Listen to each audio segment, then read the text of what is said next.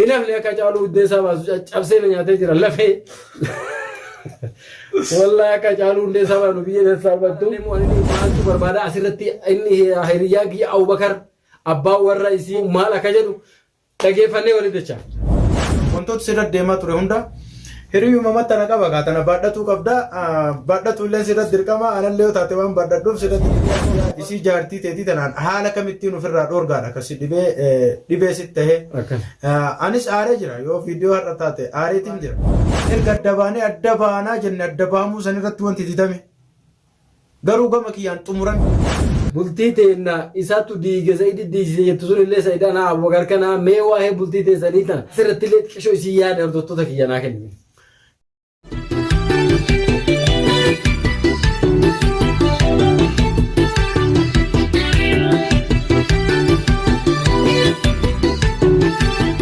السلام عليكم ورحمة الله وبركاته. جرجرت hordoftoota fi kabajamtoota kiyya akkam nagaa keessanii fayyaa bakkuma jirtanitti nageenyi kiyya koon irra madde isin haa ga'u isin jecha. Egaa har'a keessummaa tokko keessummaa jabaa qabadhee isin dhufeetiin jira. Keessummaa sunillee eenyulee jettan isiniifillee haarayaa miti anaafillee haarayaa miti. Garuu mootuyyuu keessummaa akka keessummaatitti jedhee isin beeksisuu barbaade. Inni sunillee hiriyaa kiyya qaalii nama akka maletti an jaaladhu Abubakar jechuudha ni beektanii. Kanaaf mee salaama isinirratti haa qabu salaama jedhi. Assalamu alaikum warahmatullahi wabarakatuh. Akkam jirtu hordoftootaa fi daawwattoonni Nuriyaatu nagaa qabdanii fayyaa keessanii isiniin jecha akkuma inni jedhe garuun waliif keessummaa miti chaayinaala kanarratti kaa waliif keessummaa ta'uu dandeenya malee waliif keessummaa miti waliif hiriyaadha nu. Egaa waan inni qabatee kaa waan inni irraa asirra na fideefillee walumaan kan ilaallu ta'a hanga dhuma qophii keenyatti waliin turaan affeerraa kenna. Egaa hordoftoota fi kabajamtoota keenya egaa nagaa isin gaafannee gara marii keenyatti deebinaa har'a guyyaa irraa akka mariitittis akka yaadatti waan tokko jechuu barbaanne inni sunillee maal jettan ogaa jettan waan haaraa miti wanni nu jechuu barbaannu ana akka kiyyatti jedhu barbaadu humata dhiyaa kanarratti deemaa jiru baatiif deemnu na fakkaate amma torbaan lama xumurree jirra. Haadha manaa isaa xiqqoo Sa'aadaa jedhamtu. Rakkoo nu jidduu rakkoo isaan jidduu jiruu fi rakkoo anaa fi isaan jiddullee jiru isinillee akka gaariitti beektanii huma sanirraa har'awaa xiqqoo isii akka malee anamma akka malee aaraa qabaa garuu mootiyyuu nama tokko affeeree hiriyaa kiyya bira teessee fuula aaraatii fuula gurraachanii taa'u hordoftoota keetti illee fuula gurraacha gadi ba'u jechuuf malee hin hafne akka caaluu buddeessaa baasu cabsee na nyaatee jira lafee wallahi akka caaluu buddeessaa baasu biyya keessaa battu maalan jira cabsee na nyaatee jira. Cabsitee lafa nakeette intalli har'a intalli yoo jettanii Saada warqii show warqeedha malee warqiidha sa warqee har'a dhaabama nu goote hordoftoota fi kabajamtoota kiyya gaasirratti wanni anaasa'uu barbaadu maxxee show wallahi kabajaa ofirraa fuuteetiin jirti hanga silaa namni huduuda jaawwatu takka huduuda jaawwateetiin jirti wanni silaa isin jedhanillee waa hedduu waa kumaatama jira. Akka hin jenne wani na dhooge kaleessa hiriyaa jaartii hiriyaa kiyyaati jechuun na dhooge har'a mootiyyuu hiriyaan kiyya immoo waan san irratti hanganaanee akkanatti sababaa isaatiif jecha isin barbaade akka matara na teettee achii gadi narra ficcuutu kana godhe kabajaa isaa ta'uu innillee akka gaarii beekaa haadhallee moo anillee itti ibsachuu barbaada asirratti inni hiriyaan kiyya Abubakar abbaa warra isii maal akka jedhu dhageeffannee waliin dachaa. Galatoon. Jechuun kan namni baay'ee badduu namaaf kabaje jabduu sanii waliin namaa kabajaa yoo beektaa dhugaadha wanti sirratti deemame kun hunduu arrabas ta'e dhaadus maqaas balleessus miidiyaa irratti haa ta'u qeetaniin gaa biyya jiraannu qe'ee mateena jennaan biyya jiraannu kana keessatti namoota irra maqaas balleessu haa ta'u san hundayyuu sababa kiyya jechuudha. Inshaallah ka rabbi irraa yoo taate immoo kana booda maqaa kiyyaan maqaan kee badu jedheetiin abdadha.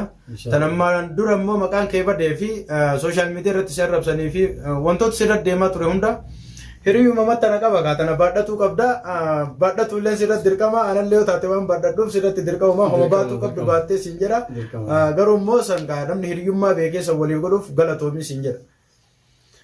Kan biraa immoo keessa achi fagaadheetiin kaayoo siyaasa tan dura dabre waan waliin haasofne haasaa kenna ka waliin haasofne jedhamaa sun kan fuuldura rakkoo galee kana akkamittiin ofirraa dhaabaadha tamma gara keetiin tokko kan jiru. Akkami ofirraa dhaabaa aniin kun atiin kun hiriyaa kiyyaa isiin tun jaartii teeti bifa jedhu. Isii hiriyaa kiyyaa isii jaartii teetii tanaan haala kamittiin ofirraa dhoorgaadha akkasi dhibee sitti tahee. Anis aaree jira yoo viidiyoo har'a taate aareetiin jira. Garuu immoo an ofiif godhe eenyu aararee ati alatti illee aaruu dandeetta. Ani immoo nama itti aaruun qabu. Ofitti yoo aare malee. Kanaaf nama gabaabdumatti wanti isin jechuu fedhe dhugaadhaan hiriyaa keeti. Garuu immoo kana boodatti jaartii hiriyaa kiyyaati illee jettee nama jaartii Abubakar jedhee narraa dhoorguu qabda. Jaartii hiriyaa kiyyaati jettee wanta ati kabajjee ofirraa dhoorguu si dhoorgu hin jiru. Kana jechuun wanti dhufee anarraas duratti illee siyaasaa jiruuf sooshaal miidiyaa dura siyaasaa jira beektaa. Wanta asirra siyaasaa jiruuf waan qabatamaa tokko osoo jechuun ebeluu fakkeessuuf akkas jedhee maal hin jenne si bira taa'ee kallattiin siin jedhaa jira. Si qofa osoo hin taane daawwattootaa fi hordoftoota keetiinis kenna hundaanuu jedhaatiin jira. Namni kun kaleessa bultii daa'ee bultii walii ijaaramne. Dogoggoraan haa ta'u karaa nagaatti karaa qajeelaatiin haa ta'u walii ijaaramne. Wal ta'uu dinne adda baane. Erga adda baanaa jenne adda bahamuu san irratti wanti didame. Garuu gama kiyyaan xumurame. Adda bahamee xumuramee jira gara kiyyaan.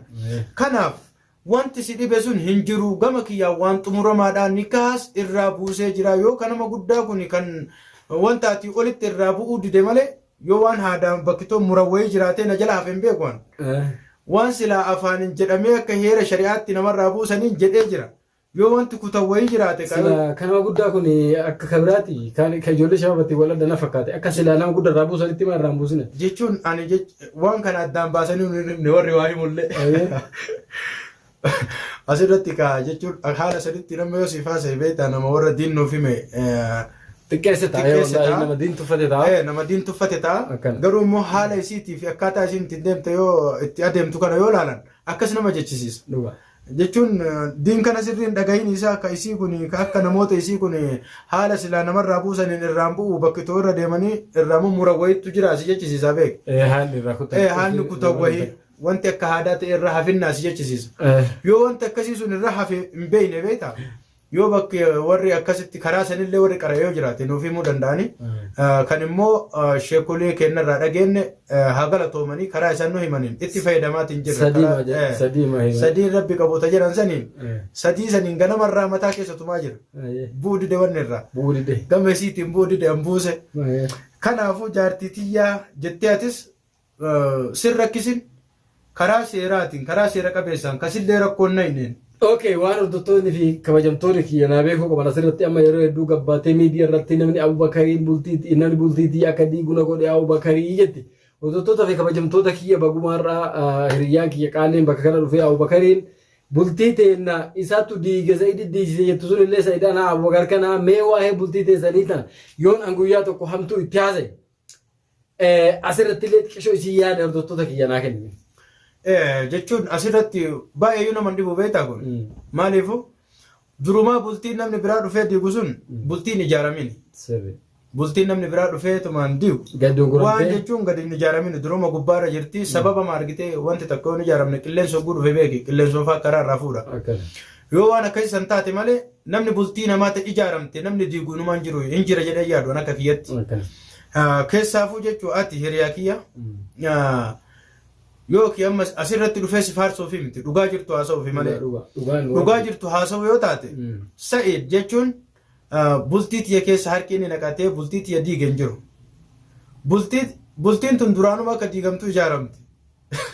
Duraanuma diigamtu waan qajeelaan hin ijaaramne. Gubbarra keettanii. Gubbarra kenne. Wanti gubbarra kaa'uu fidallee afaanuma isii kan har'a gadi baatee akka bishaanitti keessaa jigaa jiru kana. Sunis sababni waan kana ta'e ka ariifachiise jechuun osuma durallee ka ta'a akkaru ta'e ka ariifachiise sa'aadaa hiikiidha wanti bultii diige Sa'idiin osoo hin taane isiin sa'aadaan jechuun warqee shoon sa'aadaa haadha ilmaanii hiikiidha wanti dubbii kana isif fidee ariifannaan as baase kana malee Sa'id bultii tana diiguu keessaa harkaan qabu namni bultii isii diiges isima mataa isii taarra gabbaatee daawwaan isiin dhumanne kana isin jechuu barbaadeeti daawwattootaa fi hordoftoota keenya. Egaa hordoftoota fi kabajamtoota kiyya gaa haasaa Abubakar illee dhageettanii amma gaa'anii wanni ani silaa wanni isa gaafadha jedhee haasawta akka jirtu wanni duraanuu na rakkise waa lama isin jedhee jira. tokko isiin tuni waa feetellee yoo taate maqaa hiriyaa kiyya kanaa jaartii isaa ta'utu na callisiise lammaffaa bultii teenya sadii jettee akkasitti gabbaateen haalachuu daawwaa asirratti godhaa jirtu kana isinillee dhageettanii baga dhageessanii. Amma gaa warqee showummooti iyyuu ani wanni jedhu nama hiriyaa kiyya wanni hedduullee itti taasisu hin jiru wanni asii gamaa gamanaa deemaa jiru mataa dhukkubsa namni tokko jechuun Oromoo waan jette yoo alaa nagaa dhabde mana keetitti galtee nagaa mana keetitti barbaadattaadha. Yoo mana nagaa dhabde immoo eessatti nagaa barbaadattanii hordoftoota fi kabajamtoota kiyya. Inillee waan akkanaa kana keessa jira waan ta'eef amma warqee show ani amma wanni si jechuu barbaade haasa isiin irraa haasoo tokkotu akka malee garaan nyaate beektaa. Isiin irra gabbaatee ilmaan gidaaratti dhalateetti. Mee anaanillee haa jettu hordoftoota fi kabajamtoota kiyya abbaa warraa isii kan abbaa warraa jechuun jirraa miti har'a inni akira dubbiin isii arrabni isii kun kalaas ibidda bobeessee arga keessaa diddigee jennaan akira dhahee wanuma akkanatti safuun qabne safuun beeyne tanaayyuu tamam gabbaatee abbaa warraa ofiitiin ati gidaaratti dhalate ilma gidaaratti yookaan jettu akira dhahee waan kana haasa'e jechuudha. Kanaaf anillee wanni akira siin jedhuuf ani ilmoo gidaaratti miti. Abubakar illee deebii asirratti wal si deebisu ani nuti ilmoo gidaaratti miti walumaa galatti nuti ilmoo abbaa safuu qabuu fi haadha safuu qaburraa dhalanne qunxuuxamnee guddanne musha akka keetti miti addeeti. Kanaaf ilmoo gidaaratti sun hin jedhin qabeenya ati nutti of hin daaratullee qabeenyi ati qabdu wanni takka jirtu obboleetiiti. Gaafa Abubakarii wal fuutan tamaam amma icciitii keessan akka gaariitti dhagee jira. Ani amma silaa hiriyaa kiyya kana dura taa'ee naasoo icciitii kee gabbaasu wallaahi lazii. Ati qabeenya dhaaduu bakka kana dhufte na fakkaata. Yoo qabeenya kee beeksisuu barbaadde warra beeksisuu bira dhaqii beeksisi. Gabbaatee kana nutti hin dhaadatini. Namni yoo umriin achi deemellee xiqqoo isii waan asuus hin beeku. Dhukkuba hedduu jira waan akkana nama raachu. Dhukkuba sukkaarallee jira dhukkuba sukkaaraa qabaachuun mala. Haala nafsiyaa jette. Haala nafsiyaa jette arabni ammallee haala nafsiyaa sunillee sitti jiraachuun mala. Ati amma gurra ofitti gootee adaba ofitti goota malee maraatu sitti jira. Abubakar akka an jedhetti maa buluu dhabeensi maraachee gabbaatee waan kana guutuu duddugu jirta. Fakkeenyaaf ani ilmoo shaaraatti nan beekin Abubakariin ilma gandaa biyya takka dhalannee wajji guddannee jechaa jirta ilmoo shaaraatti hireen illee. Akkas taana walumaa shaaraa guddattanii kaa kana beeki waa heddullee nama aarsu beektaa maaliif haasawoota isii keessaa haasaa yoo fudhattee jette wanti isiin haasofte kun namaan aarsuyyuu maaliif sin jedhe beektaa isin tun ijoolleef gooti beektaa yeroo iddoo viidiyoo haasofte ijoollee xiqqoof gooti inumaayyuu akka namaan dhaloota isii beeku tokko fa'aa haasofti beektaa dhaloota kan beeytee ana dhaloota guyyaa isiin dhalattuufaa beeka tureyyuu jechuun fayyaa jettaa nama kana itti aarama. Ani akka kiyyattiin baay'ee jechuun jechootuma isiitiif haasaa isii amma namni fayyaa qabu fakkeenyaaf mana bakka akkasiitti qabaa mana bakka kanaatti qabaa jedhamee hogguu haasaamu an qabeenya akkasii qabaa ammas yeroo hedduu wanti isiin afaan kaattee deemtu maal si fakkaate ijoollee bara asitti gubatanii rabbiin isaa araaramu warra dabrellee ijoollee san yeroo hedduu afaan kaattee deemti. Akka waan ijoollee san argitee dhuunfaan nama tokko nama wal dhabeen wayii qabsiisee hidhe kana wal qabatu hin qabu kun immoo wanni si waasa irratti haasa'e dubbiin keeti Muhammad Shabalee Orootuu bituu gaafii godheefi yeroo isaan ulaa dhufanii sitti tuman san harkaan dheengaddaa olaanaa tuman jettee atis argitee mire yeroo isaan dhufanii ulaa sitti tuman san ollaa kee namni jiru namni ollaa kee galumaa ittiin iyyatinii jedheen achirratti lakki ollaa kiyya namni galu jiru gurfaa lama kophaa kiyya galaa uummata arabaatu nama bira galaa uummanni arabaa kun yoo dhagaanii ijoollee tana miidhaa irra geessan ijoollee gaaf durii gubatte san tuna dura deemaa jecha kennaa fi ijoollee gaaf san walitti gubatte maal tolli fide. Shuggutiin nama dha'uu fi mana hidhaa nama geessoo kamtu caalaa mana hidhaa silaa ka diinaa sun nu gubaa nu geesse shuggutii 40,000 nutti bitachuu maaltu geesse mee ilaala haasaa isii wallaahi lasi. Shuggutiin 40,000 ammoo jira.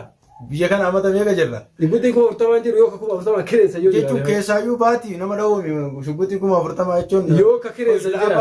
Laabaa ijoolleen taphattuun tokko ta'e malee ni jira ilallee yaadu immoo isillee nama san godhuu miti maaliifu qabattee yoo akkasiin manaayyuun baaneen hin beekan dhukaasuumi. Wayisiin taatee hin beektu. Ana mana akkana fakkaatee shuggutii ijoollee ta'a amma yookaan hidhaa ijoollee binnu takkuma waan afurii tana garteemi sanuma itti fakkaate na fakkaate.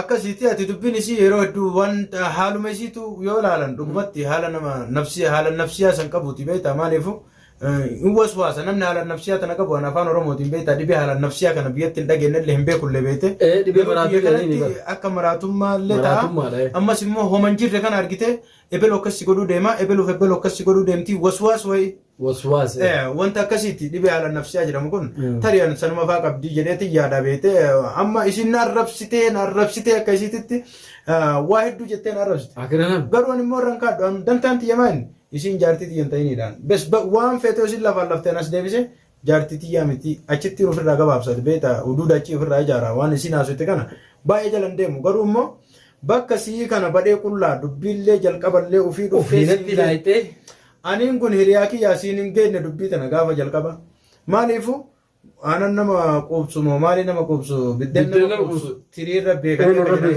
beekanii jedhan san argite ani sii tana akka isiin nan quubsine osoo eelerraan kaayinu argee beeta kanaaf waan nama hin quubsine takka nama waaman namni kophama afaan kaata malee akka sii geette badhee namatti hin lallaban kanatu na jallisiise beeta isiin immoo gabbaatee siin geettee iyyuu hin dhiifne gara biraatittiin si oofaa jirti waan kana garaana nyaate yeroo hedduu yoo wal arginaallee anillee siin jechuu ture sitti bilbile maaliif sanumallee an jechuun kaaseen as keessa kana waliin beeyna nam tokko oguu sooshaal miidiyaa irratti ol baamee maqaan xuraa'u maqaan badu maaliif fira namaattu nama argaa maatii namaattu nama argaa maatii isii tana isii argaa sii kanallee argaa osoo rakkoo wayii itti mudate isii kana mudatu taate nama kana maqaa gabbaatti siyaamteetiin ebelu jedhaa jirti atiin kun immoo kan callistee waan kana argataa jirtuuf gatii kana kaffalaa jirtuuf anaafi kanatu callisuu na dorgee daruurii waan kana sooshaal miidiyaa isaa irratti illee dhufee akka wanti tokko hin jirre dubbimmaan tokko akka hin jirre waan irriba keessa argite akka gajjiisaa jirtu namaaf ibsa namootaaf ibsa jedheetiin dhufe malee ani baay'ee dubbiin isii immoo yoo gara haqaatti gad deebi'anii ilaalan as keessatti akka isiin ol baafte kanan guddataa beeki as keessatti deebisanii ol ilaalan immoo waan firee hin qabne. Akkasii gaa hordoftoota fi kabajamtoota kiyya gaa Abubakar illee yaada isaa baateetiin jira bareedaan illee waan hedduun rakkisee waa tokko qalaalnarraa godhe anaaf jecha rakkattee anaaf jecha wanni kun guutuun fudhattee jedhee natti dhufeetiin akkana wajjin haasa'uu isaatiif hedduu galatoonfadha ammaan booda inumaa yoo wannummaa kan oliitu dhufee inni natti dhufee na galatoonfachuun kun waan isiin gabbaatee diddiidee fi naan jetti sanillee na keessaa balleessee jechuudha. Akkasitti hordoftoota fi kabajamtoota kiyya gaa yaadni keenya guyyaa har'aa qabanneetiin dhufne kanuma inshaallah gara fuulduraatti immoo nagaatu bu'amuu maal akka ta'ullee asuma keessa odoo nagaan dhaabanne warroota tokko jira warroonni isiin maanguddoo jettee gabbaatee itti himatte. Warroonni maanguddoo sunillee akka isiin gabbaatee anallee na arrabsitu gaaf durii na bilbilanii waan akkanaatti na jedhanii achi as tana buute isaanii hin agarre. Warroonni maanguddoo sunillee akka isiin nallee arrabsitu akka isiin Abubakar illee arrabsitu ima dhagahan. Yoo mootu yoo do isaan akkanatti ta'awwali tokko uumame namni guyyaa tokko ni obsa guyyaa tokko sun danda'u nafsiin tu shayxaana wal makattee deemti eessatti baddanii eessa jirtanii gurri isii ma isin dhagaa warra sa'idii funyaan qabne dhiifama saadaa gabachiifne jedhe faatu jira warroonni sun mootu yoo warra gaafa isin gabbaatee akkanatti ilmaan shaarati isinuun jettu kana kaisii kun badii miti jedheetiin jara saniin midhaan dhaamsa gaachuu barbaada har'aaf yaada keenya akka qabnu asumarratti goolomna assalaamu alaikum wa rahmatullahi wa barakaatuh.